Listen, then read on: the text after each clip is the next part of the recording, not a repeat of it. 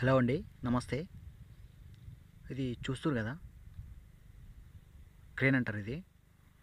మీకు తెలిసే ఉండొచ్చు. ఇప్పుడు మనం అన్నీ బోర్లు యూజ్ చేస్తున్నాం, కానీ ఒకప్పుడు బావిలు పుడక తీయడానికి వ్యవసాయ రంగంలో ఈ క్రేన్ సాయంతోనే పుడక తీసేది. అంటే మనుషులు తవ్వేది, తర్వాత దానికి లోపలికి వెళ్ళే కొద్దీ మట్టి తవ్వడానికి ఇబ్బంది అవుతుంది కాబట్టి మనుషులకు ఈ క్రేన్ సాయంతో ఆ మట్టి తీసి బయట పారబోసేటోళ్ళు. అయితే సెటప్ అయితే టోటల్గా అయితే ఇట్లా ఉంటుంది ఇది. అయితే ఇట్లా స్టాండ్ లాంటి నిర్మాణం ఉంది కదా, నాలుగు మూలల ఆ నాలుగు మూలల స్టాండ్ మధ్యలో దాంట్లో ఇమిడేలాగా ఒక చక్రం లాంటి నిర్మాణం ఉంది, మీకు కనిపిస్తుంది కదా రౌండ్గా. దానిపైన ఈ క్రేన్ సెటప్ అనేది ఉంది. ఇక్కడ దానికి చూడొచ్చు మీరు. ఆ స్టాండ్ మధ్యలో ఉన్న వీల్కు మధ్యలో, మన క్రేన్కు మధ్యలో వీల్స్ అటాచ్ ఉన్నాయి. ఈ వీల్స్ సాయంత్రం ఏంటంటే 360 డిగ్రీస్ తిరుగుతుంది, రొటేషన్ అవుతుంది ఆ క్రేన్ మొత్తం. దీనివల్ల ఏమవుతుందంటే మనకు తీసిన మట్టిని ఎక్కడంటే అక్కడ పూడ్చుకోవడానికి అనుకూలంగా ఉంటుంది. చూస్తారు కదా, అంత మట్టి కూడా ఆ క్రేన్ సహాయంతోనే తీసిర్రు. చూసారుగా, పెద్ద పెద్ద మొరంరాలు ఇవన్నీ కూడా. అప్పట్లో మొత్తం ఈ రకంగా తీసేది, బావులన్నీ ఇట్లనే తోవేది, దీని సహాయంతోనే తీసేవాళ్ళు. ఇది ఈ క్రేన్కు వెనకాల అమర్చిన మోటారు. ఈ మోటార్ సాయంతోనే క్రేన్ వర్క్ చేస్తుంది. ఈ మోటార్ నుండి మనకు పక్కన ఒక వీల్ ఉంటుంది, చూడండి కనిపిస్తుంది కదా, ఈ వీల్కు అటాచ్ అయి ఉంటుంది, బెల్ట్ సాయంతో అటాచ్ అయి ఉంటుంది అనమాట. మోటార్ అయినప్పుడు ఈ బెల్ట్ ద్వారా ఈ వీల్ దొరుకుతుంది. ఈ వీల్ నుంచి ఇప్పుడు ఈ వైర్ బిండ కనబడుతుంది కదా మీకు, అటాచ్ అయి ఉంటుంది అనమాట. అది వైర్ గేర్ సాయంతో తిరుగుతుంటుంది అనమాట. ఈ వీల్ నుంచి గేర్లు అమర్చబడి ఉండేది, గేర్లు అమర్చిన దానికి వైర్ బిండ చుట్టబడింది అనమాట. ఎప్పుడైతే మోటార్ ఆన్ చేస్తామో మనకు అది చుట్టుకోవడం లేదా వదిలేయడం అనేది జరుగుతుంటుంది అనమాట.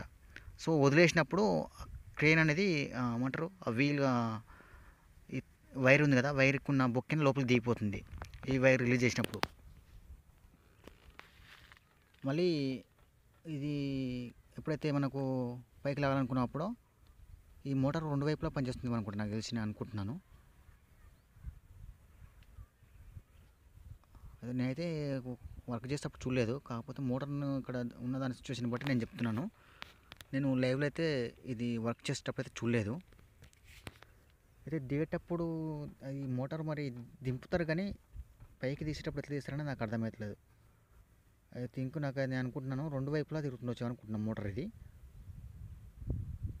చూస్తారు కదా, మోటార్ నుంచి వీల్ నుంచి గేర్ ద్వారా వైర్ అనేది రిలీజ్ అవుతూ ఉంటుంది. ఈ హ్యాండిల్ ఏందనేది నాకు అర్థమవుతలేదు. ఇది దీనికి ఈ హ్యాండిల్ మనకు ఈ వైర్ మధ్యలో ఆగాలనుకున్నప్పుడు, లేదంటే స్లో చేయనీకో నాకు అర్థమవుతలేదు. గేర్ లాగా ఏమంటారు, బ్రేక్ లాగా పనిచేస్తట్టుంది ఇది, నేను అనుకుంటున్నాను అదే అని.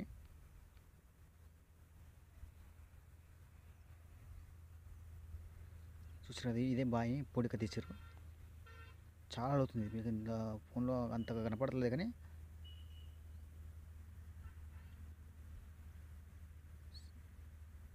చూసారు కదా. ఈ క్రేను సుమారుగా పొడవు వచ్చేసి 20 ఫీట్ దాకా ఉన్నాను అనుకుంటాను నేను.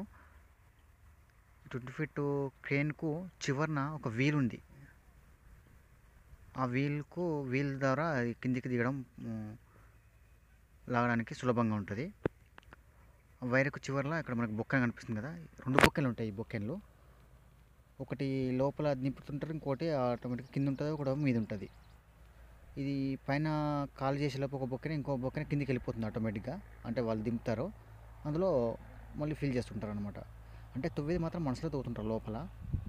అంటే మనుషులు అంటే మిషన్ సార్ వైబ్రేషన్ మిషన్ ఉంటాయి కదా, అప్పుడు మనుషులు తవ్వేవాళ్ళు డైరెక్ట్గా గడపరలతోనే, కానీ ఇప్పుడు మాత్రం వైబ్రేషన్ మిషన్తో తవ్వుతుంటారు అన్నమాట మనుషులు. లోపల ఇద్దరు, పైన ఇద్దరు ఉంటారు అనుకుంటున్నాను నేనైతే. మీకు ఇంతకుముందు చెప్పిన కదా వీల్ అని, ఇది చివరిని వీల్ ఉంటుంది ఇట్లా గిరక్ లాంటిది. అదే నేను చూస్తే ఇంకా బాగా ఎక్స్ప్లెయిన్ చేసేవాడినేమో, కానీ నాకు అంతగా చెప్పనీకి వస్తలేదు. ఇది ఎట్లా పనిచేస్తుంది అంటే మనం చూడలేదు కదా, చూస్తుంటే ఇంకా బాగా మీకు కూడా అర్థమయ్యేది ఉంటుంది. అయితే ఇప్పట్లో బాయిలు ఇంకా ఇట్లాంటి పూడికలు అసలు తీయించలేరులే, కానీ కొన్ని వాటర్ ఊడే దగ్గర పూడ్చిపోయినట్టు అయితే వాటర్ వచ్చేటట్టు అనిపిస్తున్నప్పుడు ఏం చేస్తారంటే ఈ పూడికలు తీయించడం అనేది పాత బాయిలని అప్పట్లో ఉన్న బాయిల్నే తీయిస్తున్నారు అనమాట. ఓకే అండి, ఇది వీడియో. ఒకప్పుడు వ్యవసాయ రంగంలో బావి పూడిక తీయడానికి ప్రధానంగా ఉపయోగించినటువంటి యంత్రము మీకు ఎంతవరకు అర్థమైందేమో నాకైతే తెలియదు. నాకు దీని వర్కింగ్ అనేది చూస్తే మనకి ఇంకొంచెం డీటెయిలింగ్గా చెప్పేవాళ్ళమేమో. నేనైతే నాకు అర్థమైన కాడికైతే మీకు చెప్పిన. వీడియో నచ్చితే మాత్రం మీకు లైక్ చేయండి, షేర్ చేయండి. అట్నే మన ఛానల్ని ఎవరైనా ఫస్ట్ టైం చూస్తున్నా లేదంటే ఆల్రెడీ చూసి సబ్స్క్రైబ్ చేసుకునే వాళ్ళు ఉన్నా కూడా సబ్స్క్రైబ్ చేసుకుంటారనుకొని అనుకుంటున్నా.